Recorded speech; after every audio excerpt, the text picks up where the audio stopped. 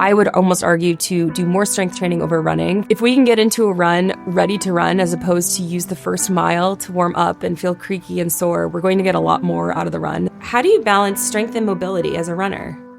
For brand new athletes, having a mix of running and strength training and mobility is crucial. I would probably keep runs to just an easy pace right from the beginning and always making sure that we're building a really solid strength foundation.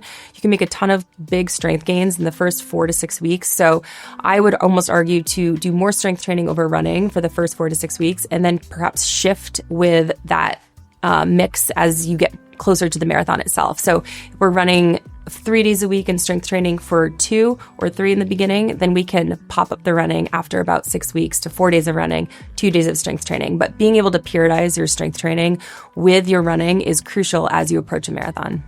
I really like integrating mobility with strength training. So you could even couple mobility after one of your major lifts. It makes it easier to just get it done and not consider it an extra task after the strength training. So let's say you start your strength workout with a squat. You could also couple that with a hip opener and then get back to the squat. And your squat's probably going to be stronger, more efficient, and you're going to get more quality out of that session than having the strength at one point and the mobility later in the day. As runners, it's so common to get stiff, so having some type of dynamic warm-up and mobility before you start running can really help get the blood flowing and also just let our nervous systems know that we're about to go exercise and go ask something of it. So if we can get into a run ready to run as opposed to use the first mile to warm up and feel creaky and sore, we're going to get a lot more out of the run than if we just jumped in it fresh without having any type of warm-up or mobility.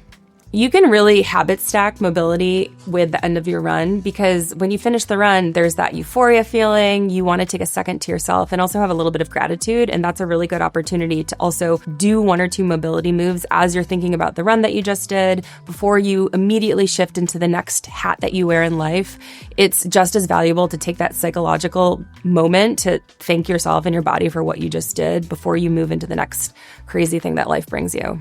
I think mobility needs to get done when it works for you. We know that consistency in sport is the best way to progress. So mobility and strength training would be coupled in that logic. So if there's a practice of incorporating mobility that you can do and sticks with you, that's what you should do. There's really no perfect way of doing things.